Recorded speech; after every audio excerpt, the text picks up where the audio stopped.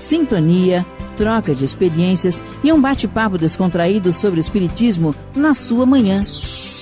Deusa Nogueira explica a mediunidade no nosso dia a dia. Começa agora, na sua Rádio Rio de Janeiro, o programa Conversando sobre Mediunidade. Queridos irmãos, amigos, ouvintes da Rádio Rio de Janeiro, Deusa Nogueira, conversando sobre mediunidade. Estamos dando continuidade ao estudo desta preciosa obra Seara dos Médiuns. É uma obra ditada pelo Espírito Emmanuel através da mediunidade Francisco Cândido Xavier. E esta obra visa a trazer determinadas questões que foram abordadas em O Livro dos Médiuns, da codificação kardeciana.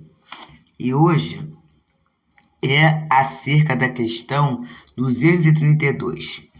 Essa questão está inserida no capítulo 21, que tem como título Da Influência do Meio. E esta mensagem, ela vai nos trazendo assim aspectos bem interessantes, que é acerca do meio em que o médium se encontra. Então ele vai trazendo assim para a gente. 232. Seria um erro acreditar que seja necessário ser médium para atrair para si os seres do mundo invisível. O espaço está povoado deles. Temos-los incessantemente em torno de nós, ao nosso lado, e nos veem, nos observam, misturam-se em nossas reuniões, seguem-nos ou afastam-se de nós, conforme os atraímos ou os repelimos. A faculdade mediúnica em nada contribui para isto. Ela é apenas um meio de comunicação. De acordo com o que vimos sobre as causas de simpatia ou de antipatia dos espíritos, facilmente se compreenderá que devemos ser cercados daqueles que têm afinidade pelo nosso próprio espírito, conforme seja ele elevado ou degradado. Consideremos agora o estado moral de nosso planeta e compreender-se-á, qual o gênero de espíritos que deve dominar entre os espíritos errantes. Se tomarmos cada povo em particular, poderemos julgar pelo caráter dominante dos habitantes, por suas preocupações, seus sentimentos mais ou menos morais e humanitários, as ordens de espíritos que, preferentemente, reúnem-se em torno deles. Partindo deste princípio, suponhamos uma reunião de homens levianos, inconsequentes, ocupados com seus prazeres. Quais serão os espíritos que preferentemente ali se encontrarão? Certamente não serão os espíritos superiores. Também não seriam nossos sábios e nossos filósofos que iriam ali passar seu tempo. Assim, todas as vezes que os homens se reúnem, têm consigo uma assembleia oculta, que simpatiza com suas qualidades ou seus defeitos. E isto, a abstração feita de qualquer pensamento de evocação. Admitamos agora que eles têm a possibilidade de se comunicar com os seres do mundo invisível, por um intérprete, isto é, por um médium. Quais serão aqueles que vão responder os seus apelos? Evidentemente, aqueles que ali estão, sempre prontos, e que apenas aguardam uma ocasião de se comunicar. Se numa assembleia fútil evoque-se um espírito superior, ele poderá vir, e até fazer que se ouçam algumas palavras razoáveis, como um bom pastor vem para junto de suas ovelhas desgarradas. Mas, desde o momento que não se veja compreendido nem ouvido, retira-se, como faríeis vós mesmos, em seu lugar, e os outros ficariam livres para agir. Então aqui, meus irmãos, é muito interessante, A doutrina espírita, ela não proíbe nada. Aí eu começo a falar assim, mas o espírita, ele pode jogar, o espírita pode beber, o espírita pode fazer isso, aquilo outro. E aí Não existe nada escrito acerca disso, mas a nossa fé é raciocinada. O método experimental parte da observação e da lógica. E nós sabemos que nós atraímos, quer dizer, sabemos pela doutrina espírita, mas se quisermos pagar o preço da observação, poderemos pagar. Nós atrairemos sempre de acordo com aquilo que gostamos, aquilo que nós gostamos. Então, se eu tenho um grande prazer na bebida, eu vou ter o quê? Espíritos alcoólicos, desencarnados e encarnados perto de mim. Porque nós que trabalhamos com a população que está na rua, eles falam assim, olha, é muito fácil encontrar alguém que pague uma bebida ou uma droga. O difícil é alguém que queira dar uma comida. Interessante, né? Mas por quê, esses companheiros? Porque, na verdade, a adição, né, a droga, vai fazendo parte de um contexto, de uma solução, de um pensamento mágico. A partir dali eu não vou sentir mais nada, a partir dali eu vou estar anestesiado, a partir dali eu não vou me aborrecer. Então é um cultivo desta ideia, né? É a questão de beber uma bebidinha para relaxar. Ah, não, aí sexta-feira eu vou beber para relaxar. É um pensamento vendido pela mídia e muitas vezes agasalhado por alguns de nós, né? E aí o que vai acontecer? Eu vou ficar torcendo para chegar aquela sexta-feira, para chegar aquele dia para o relaxamento, vamos colocar entre aspas. E aí eu vou me associar a pessoas desse tipo, né? Eu não estou falando desse tipo de forma pejorativa, não, mas que tem o mesmo gosto que eu tenho. Vamos pensar, nós que gostamos de estudar, a gente gosta de estudar, né? Assim, aqui na rádio, eu observo, na Rádio Rio de Janeiro, os ouvintes. As pessoas falam assim, eu estou fazendo comida, estou estudando. Eu estou no carro dirigindo, estou estudando. No meu intervalo, estou esperando numa fila, coloco lá e estou escutando. Então, o que é isso? O que caracteriza a nós que somos ouvintes, né, que estamos interligados na Rádio Rio de Janeiro? O grande gosto de aprender. Porque essa doutrina nos agrada. E aí é claro que nenhum de nós vive só em função das atividades doutrinárias. A gente às vezes até gostaria, mas não é assim. A gente tem os cuidados domésticos com a família, muitos ainda envolvidos com as questões profissionais, né? Eu já estou aposentada, mas... E nós espíritas, além disso, as atividades da casa espírita, que muitas vezes tem atividade de braçagem mesmo, de organização, de arrumação, de cursos. Então, a gente não tem o tempo todo para o estudo. Mas aí, naquele momento, né, que a gente está fazendo uma atividade, vamos dizer assim, mecânica, a gente consegue ir ouvindo, e acompanhando, e estudando e aprendendo. E aí o que acontece, gente? A gente vai encontrando pessoas interessadas nesse aprendizado. E essas pessoas podem estar encarnadas ou desencarnadas. Quantas vezes podem estar certos, meus amigos? Estamos ouvindo um programa, acompanhando um estudo, e tem espíritos que estão ali naquele acesso. Alguém poderia perguntar assim, mas eles não têm o plano espiritual?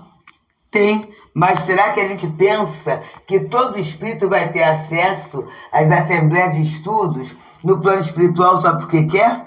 Porque no plano espiritual existe uma coisa chamada sintonia.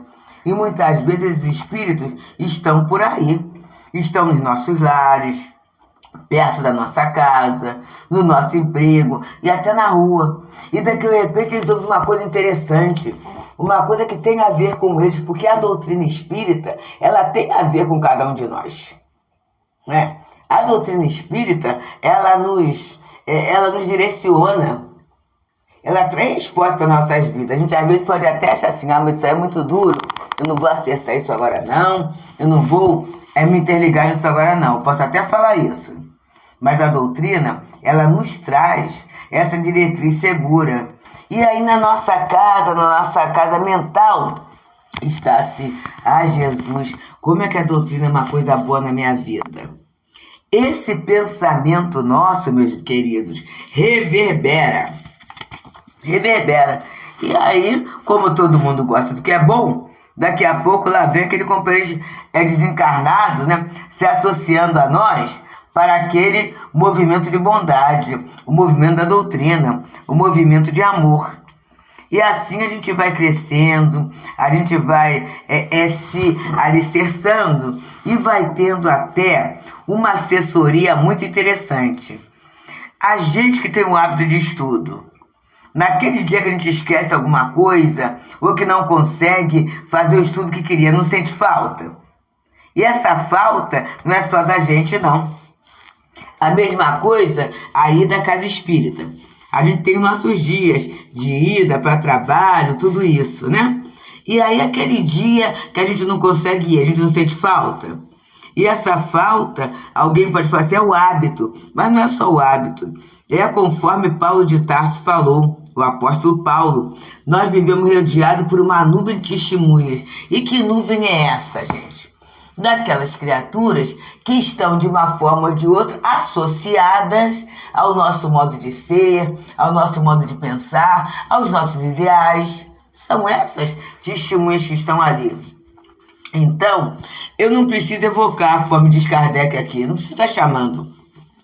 O que vai chamar é o meu interesse, é a minha atenção, é o meu pensamento, é a minha palavra, são os meus valores, é que vai ser esse ponto de atração para esses espíritos.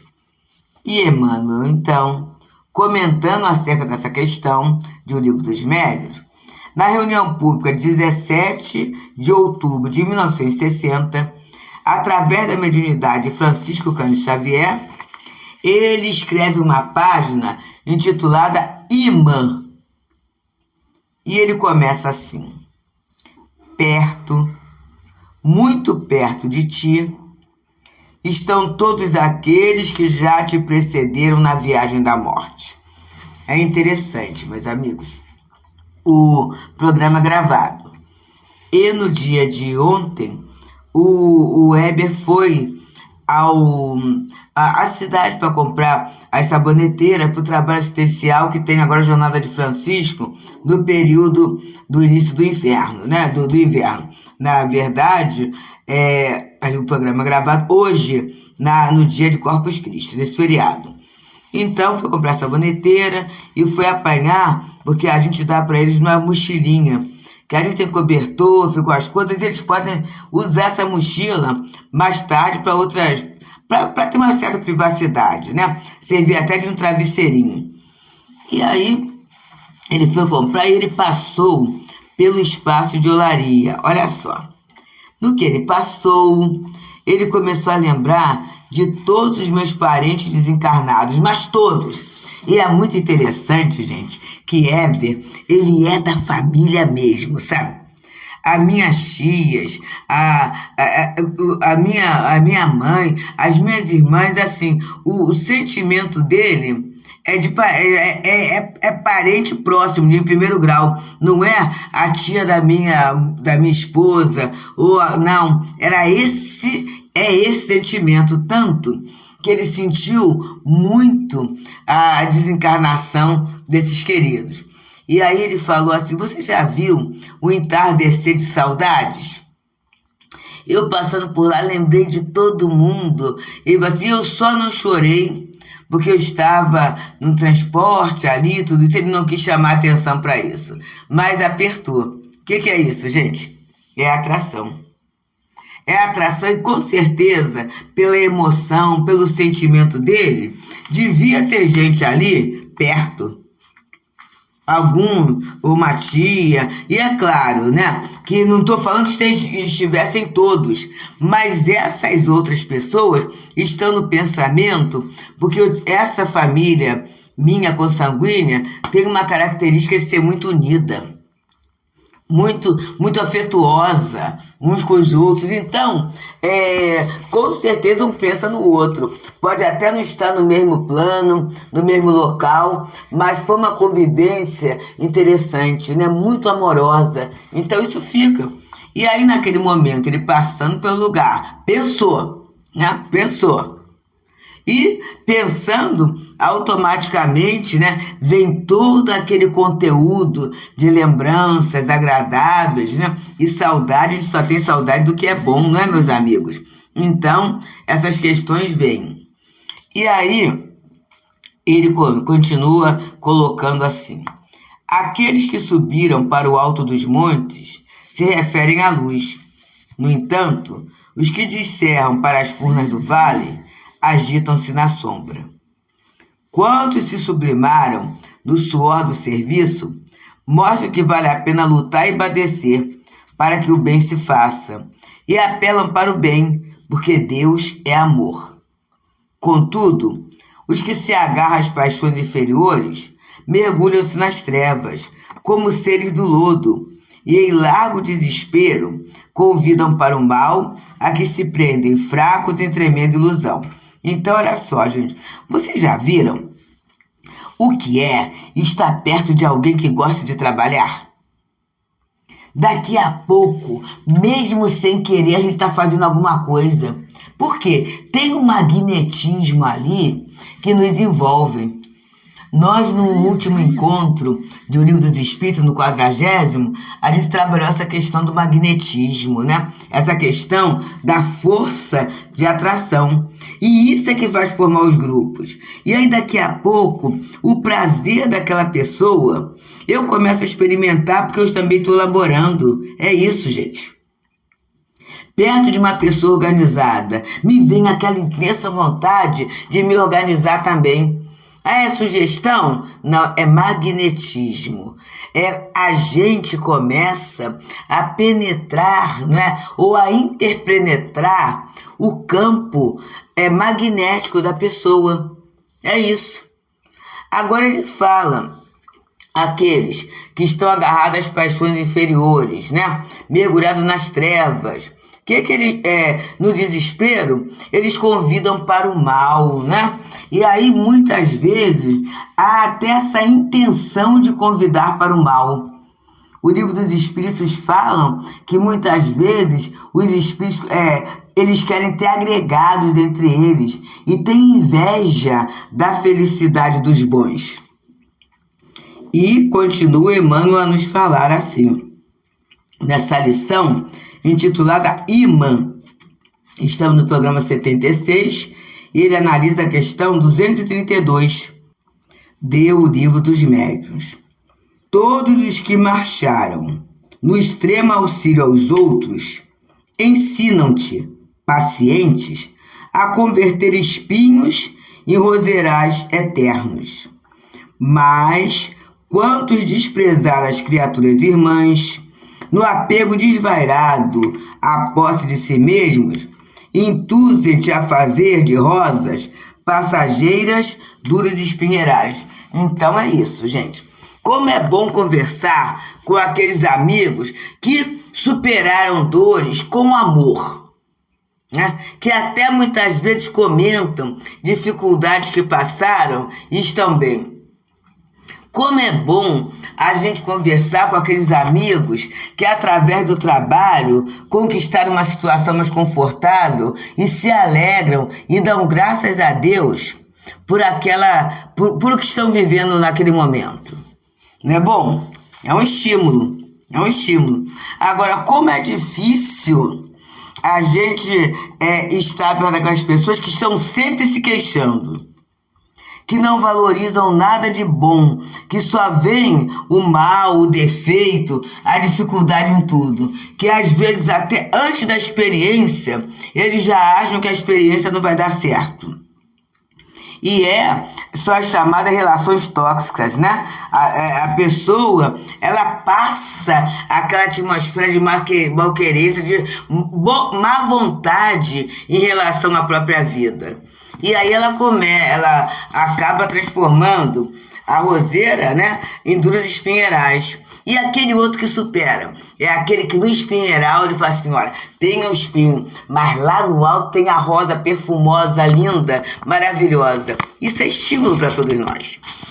E aí Emmanuel continua, não afirmes, sou pedra. Não digas, não percebo. Isso aqui, gente, é que muitas pessoas assim, eu sou médio de pedra. Eu não percebo nada, não tenho nada. E quando esses amigos são convidados, por exemplo, para um trabalho de passe, são convidados para o atendimento fraterno, a pessoa acha que não é para ela, porque ela entende que o médium é aquele que vai sentir de uma forma ostensiva e às vezes até de uma forma agressiva a influência dos espíritos. Quando nós estamos convidados a entender que o pensamento é a base de tudo. E quando eu começo a entender isto, eu vou observando o meu entorno. Como é que a vida funciona à minha volta? Como é que eu me alegro quando eu dou atenção a certos aspectos, mas também como é que eu sofro, e a gente sofre mesmo, quando a gente prioriza alguma questão má, alguma questão de sentimento de menos-valia e às vezes até, gente, na vizinhança. Se você percebe uma discussão e aí, ao invés da prece, você se aprofunda naquela situação, daqui a pouco você pode estar envolvida pelo desânimo. Se você conversa muito com alguém acerca de doença, a pessoa está se queixando e tudo isso, daqui a pouco você pode estar sentindo assim, porque é uma atmosfera difícil. Mas aí a gente fala, eu sou médio de pedra, não percebo nada, não sinto nada. É porque a gente não está se observando. É porque o autoconhecimento não está funcionando em nossos dias. E a doutrina espírita tem essa ciência de observação. Eu tenho que observar. E posso até experimentar. Ora, se for sintonizar agora com algo bom, uma música, ou uma boa notícia, uma boa palavra. Vou ver como é que eu vou ficar daqui a uns 5 minutos, quando eu acabar. A gente pode experimentar. É nesse sentido que todos nós somos médiuns. Então, Emmanuel coloca assim: no lar do pensamento estamos todos juntos. Olha que fala linda, gente. No lar do pensamento estamos todos juntos. Cada espírito escolhe a força em que se inspira. E nesse momento vale a pena a gente parar assim, qual é a força que me inspira? É a força do trabalho ou é a força da ociosidade, da preguiça? É a força da boa vontade ou a força da má vontade? Não é? É a força da boa realização ou é a força do pessimismo que leva a olhar que nada vai dar certo? Não vale a pena nem começar. Eu tenho que ver. Porque essa escolha da força que me inspira, essa força é minha, não é do outro. E ele continua dizendo: o raciocínio manda, o sentimento guia. E ele encerra a página assim: trazes assim contigo o leme do destino escondido na mente, ocultando no peito o impulso que o dirige, porque tudo prospera aos golpes do desejo e o imã do desejo chama-se coração. Olha, eu não posso deixar de reler esse trecho que é belíssimo. Olha só, meus amigos.